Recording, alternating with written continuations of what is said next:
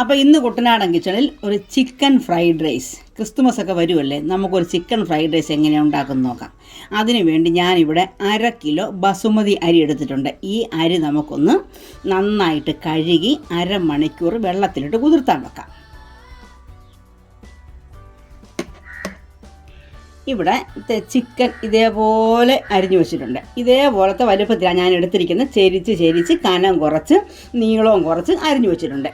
ഇനി ഇതിലേക്കും ഇതിവിടെ ഒരു 350 ഗ്രാമോളം ഉണ്ട്. ഇതിലേക്ക് 1 ടേബിൾ സ്പൂൺ ടൊമാറ്റോ സോസ് ഒഴിച്ചു കൊടുക്കാം. 1 ടേബിൾ സ്പൂൺ സോയാ സോസ് ഒഴിച്ചു കൊടുക്കാം. 2 ടേബിൾ സ്പൂൺ കുരുമുളക് പൊടി ഇട്ട് കൊടുക്കാം. ആവശ്യത്തിന് ഉപ്പ് ഇട്ട് കൊടുക്കാം. ഇത് നന്നായിട്ടൊന്ന് മിക്സ് ചെയ്ത് ഒരു അരമണിക്കൂർ നേരം അവിടെ ഇരിക്കട്ടെ.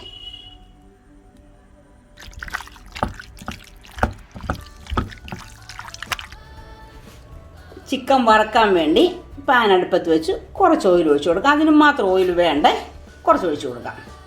ഒരു 2 ടേബിൾ സ്പൂൺ ഒഴിച്ചു കൊടുത്താൽ മതി.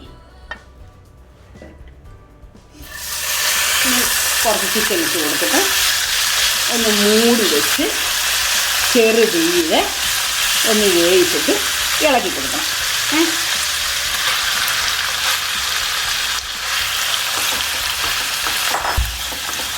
ഇതൊന്ന് മൂടി വെച്ച് ചെറു തീയിൽ ഒരു 5 മിനിറ്റ് വെച്ചിട്ട് വീണ്ടും ഒന്ന് ഇളക്കി കൊടുക്കണം.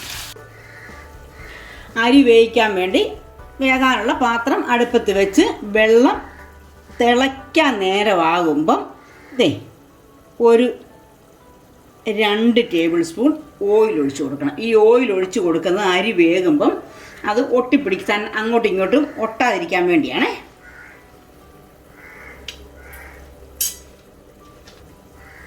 ഒരു ടേബിൾ സ്പൂൺ ഉപ്പ് ഇട്ട് കൊടുക്കാം. ഈ ഉപ്പിട്ട് ഒന്ന് മിക്സ് ചെയ്തിട്ട് വെള്ളം തിളയ്ക്കുമ്പം കഴുകി വച്ചിരിക്കുന്ന അരി ഇട്ട് കൊടുക്കാം. തിളച്ച് വരുന്ന വെള്ളത്തിലേക്ക് കഴുകി വെച്ചിരിക്കുന്ന അരി ഇട്ട് കൊടുക്കാം. അരിയിട്ട് ഒന്ന് ഇളക്കിയതിന് ശേഷം അടച്ചു വെച്ച് വേവിക്കാം. ഇടയ്ക്കിടയ്ക്ക് ഒന്ന് തുറന്ന് ഇളക്കി കൊടുക്കണേ. വേവാകുമ്പോൾ അരി കോരിയെടുക്കാം. ഒരുപാട് വെന്ത് പോകരുതേ. ആ അകത്തെ ഒരു വേവൊന്ന്, അതായത് അരി കടിച്ച് നോക്കുമ്പം അകത്ത് പച്ചപ്പില്ലാതെ വന്ന ഉടനെ കോരിയെടുത്തോണം. കോരിയെടുത്തിട്ട് തണുക്കാൻ വെക്കണം. തണുക്കാൻ വെച്ചിട്ട് ഇത് ഫ്രിഡ്ജ് വെക്കുന്നതായിരിക്കും ഏറ്റവും നല്ലത്. കഴിയുന്നതും ഫ്രൈഡ് റൈസ് ഉണ്ടാക്കാൻ ആഗ്രഹമുള്ളവരും തലേദിവസം തന്നെ ഈ ചോറ് വേവിച്ച് തണുപ്പിച്ച് ഫ്രിഡ്ജ് വെക്കാമെങ്കിൽ ഏറ്റവും നന്നായിരിക്കും. പിറ്റേ ദിവസം രാവിലെ എടുത്ത് നമുക്ക് ഉണ്ടാക്കേണ്ട സമയത്ത് അതെടുത്ത് എല്ലാം കൂടെ വേവിച്ച് അന്നേരത്തേക്ക് ഈ ചോറ് ഫ്രിഡ്ജിൽ നിന്ന് എടുത്ത് ഇട്ടാലായിരിക്കും ഏറ്റവും ടേസ്റ്റ്. ഇത് വെന്ത് വരുമ്പം ചെറുതായിട്ടൊന്ന് ഇളക്കി കൊടുക്കണം. വീണ്ടും വേകുന്നത് വരെ മൂടി വെച്ച് വേവിക്കണം. അപ്പോൾ ഇതേ ചെറിയ കഷ്ണങ്ങളാക്കി ഞാൻ ഇട്ടിരിക്കുന്നത്. ഇതിലും ചെറുത് വേണ്ടവർ ഇതിലും ചെറുതാക്കാം, അല്ല ഇതിലും വലുത് വേണ്ടവർ വലുതാക്കാം.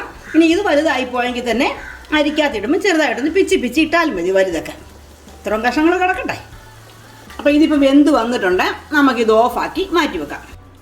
ഒരു പാൻ അടുപ്പത്ത് വെച്ച് ഒരല്പം എണ്ണ ഒഴിച്ച് കൊടുക്കാം.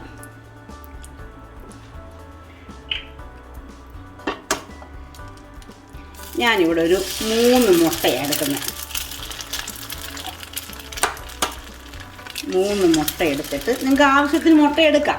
ചിലർ 2 എടുക്കാം, അല്ലെങ്കിൽ 4 എടുക്കാം. അതൊക്കെ അതിൻ്റെ കണ്ടൻറ്റ് എന്തോരം വേണോ അതനുസരിച്ച് മുട്ട എടുത്തോണം.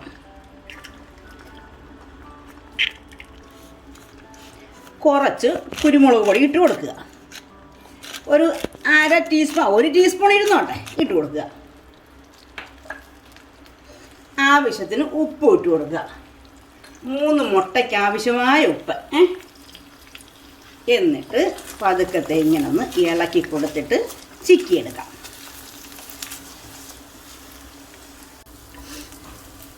ഇതേപോലെ ചിക്കി എടുത്തിട്ട് തീ ഓഫാക്കി ഇത് മാറ്റി വെക്കാം. അപ്പോൾ നമുക്കൊരു ഏത് ചട്ടിയാണോ ഈ റൈസ് ഉണ്ടാക്കാൻ വെക്കുന്നത് നല്ലൊരു കുറച്ച് വലിപ്പമുള്ള പാത്രം എടുക്കണം. എന്താണെന്ന് വെച്ചാൽ അത് ഇളക്കുമ്പോൾ നന്നായിട്ട് കിടന്ന് ഇളകണം. അതുകൊണ്ട് കുറച്ച് വലിപ്പമുള്ള പാത്രത്തിൽ വേണം. അതുപോലെ തന്നെ കുറച്ച് മൂട് കട്ടിയുള്ള പാത്രം വേണം. തീ കയറിയാൽ ഉടനെ അത് കരിഞ്ഞു പോകല്ലേ. ഇനി ഒരു 2-3 ടേബിൾ സ്പൂൺ എണ്ണ ഒഴിച്ച് കൊടുക്കുക. ഓയിൽ, വെജിറ്റബിൾ ഓയിലാണ് ഏറ്റവും നല്ലത്. എണ്ണ ഒഴിച്ചതിന് ശേഷം ചൂടായി വരുമ്പം ഒരു 2 ടേബിൾ സ്പൂൺ വെളുത്തുള്ളി ചെറുതായിട്ട് അരിഞ്ഞ് കൊടുക്കാം.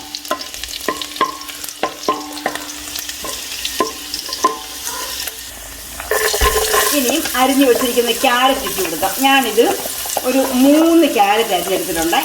അതുപോലെ തന്നെ 100 ഗ്രാം ബീൻസ് അരിഞ്ഞെടുത്തിട്ടുണ്ട്, അതിട്ട് കൊടുക്കാം. ഇതൊക്കെ ഒന്ന് വാടി വരട്ടെ. ഒരു 100 ഗ്രാം കാബേജ് അരിഞ്ഞെടുത്തിട്ടുണ്ട്, അതൊന്ന് മിക്സ് ചെയ്ത് കൊടുക്കാം. ഒരുപാട് വാട്ടിക്കളയണ്ട, ഒന്ന് ഒരു പച്ചപ്പൊന്ന് മാറിയാൽ മതി. നമ്മൾ തോരൻ വെക്കുന്ന പോലെ വെന്ത് പോകരുത്. അതിന് ശേഷം ഒരു ക്യാപ്സിക്കം ഉണ്ട്, അതും കൂടെ അരിഞ്ഞു വെച്ച് ഇട്ട് കൊടുക്കാം.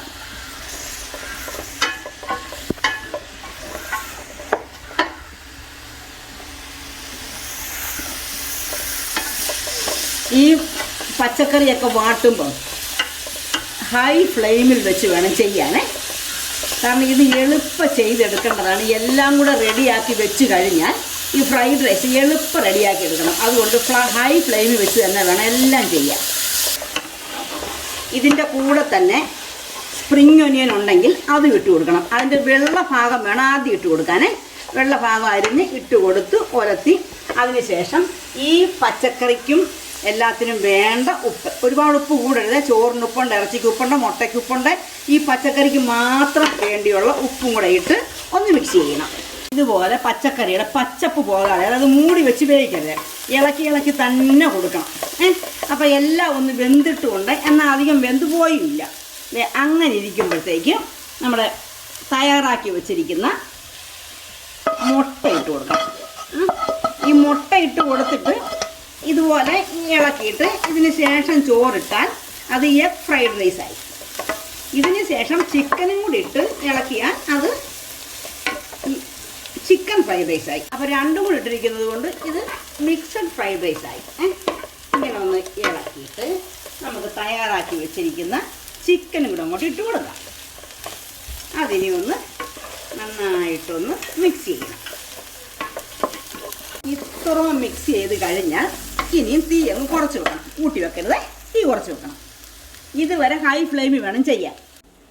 1 ടേബിൾ സ്പൂൺ സോയാ സോസ് ഒഴിച്ചു കൊടുക്കുക.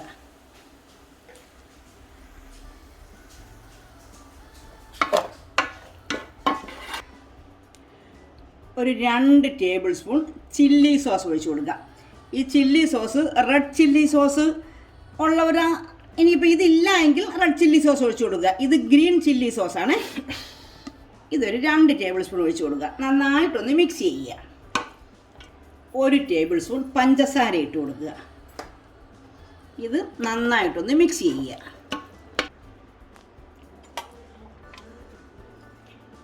ഈ ചോറ് ഫാൻ്റെ അടിയിൽ വെച്ച് തണുപ്പിച്ചിട്ട് ഇതേ കണ്ടോ ഫ്രിഡ്ജിൽ വെച്ചിരിക്കുകയാണ്. നല്ല പടപടാ കിടക്കണം, ഒന്നൊന്നിനോടൊട്ടാതിരിക്കണേ. ഇതെന്നിട്ട് ഇനി നമുക്ക് ഈ തയ്യാറാക്കി വെച്ചിരിക്കുന്ന മിക്സറിലേക്ക് ചേർക്കാം. കുറേശ്ശെ ആയിട്ട് ഇട്ട് കൊടുത്ത് ഇളക്കിയെടുക്കാം. ചോറിട്ടിട്ട് ഇതുപോലെ ഇളക്കണം. ഇളക്കുമ്പം ഈ സ്റ്റീലിൻ്റെ സ്പൂണൊന്നും ഇട്ട് ഇളക്കാതെ ഒരു തടിയുടെ ഈ തവി ഇട്ട് ഇളക്കുവാണെങ്കിലുള്ള ഗുണം എന്നാന്ന് വെച്ചാൽ ചോറ് പൊടിഞ്ഞു പോകാതിരിക്കും. ഈ ചോറ് പൊടിഞ്ഞു പോകാൻ പാടില്ല. ഇടയ്ക്കിടയ്ക്ക് നന്നായിട്ട് മിക്സ് ചെയ്ത് ഒരു ചോറ് പോലും വെള്ള നിറത്തിൽ കിടക്കാതെ എല്ലാം ഒരേ നിറത്തിലാവണം.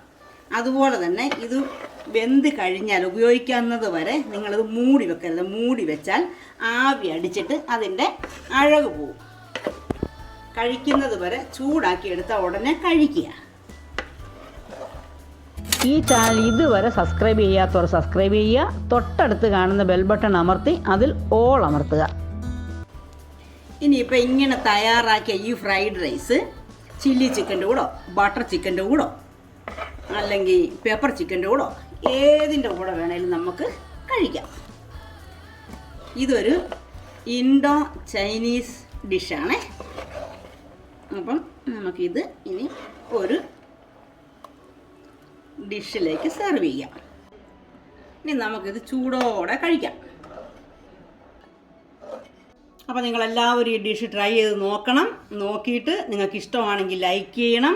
അതുപോലെ തന്നെ കമൻറ്റ് ബോക്സിൽ കമൻറ്റ് രേഖപ്പെടുത്തണം. നിങ്ങളിത് ഉണ്ടാക്കി നോക്കിയിട്ട് അതിൻ്റെ ഫീഡ്ബാക്ക് അറിയിക്കുകയും ചെയ്യണം.